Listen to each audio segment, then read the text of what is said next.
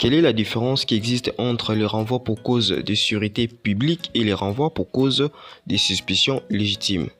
Bonjour à tous et bienvenue dans cette vidéo. Je réponds à un commentaire de Mehdi Teams qui m'a écrit pour savoir quelle est la différence entre ces deux notions.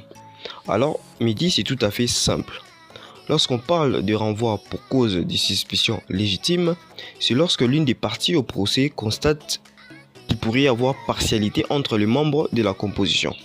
C'est-à-dire qu'il peut y avoir des liens entre le juge ou l'une des parties, qu'il peut y avoir des affinités. Et donc, il va demander à ce qu'il y ait un renvoi pour cause de suspicion légitime. On suspecte les membres de la composition du tribunal et on suppose à cela qu'il pourrait y avoir une décision qui sera tout simplement partiale. Voilà un peu ce que vous devez retenir sur les renvois pour cause de suspicion légitime.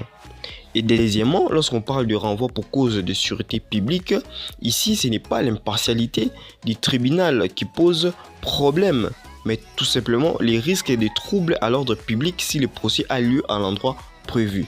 Eh bien, les juges, les avocats peuvent constater, bon, c'est une affaire qui a une très grande gravité, qui a une très bonne importance au sein de la société.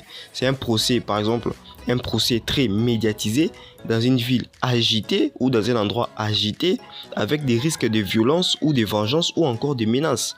Alors, pour éviter les débordements, on renvoie l'affaire dans une autre ville, par exemple, plus calme, ou on renvoie l'affaire dans un autre lieu un peu plus calme.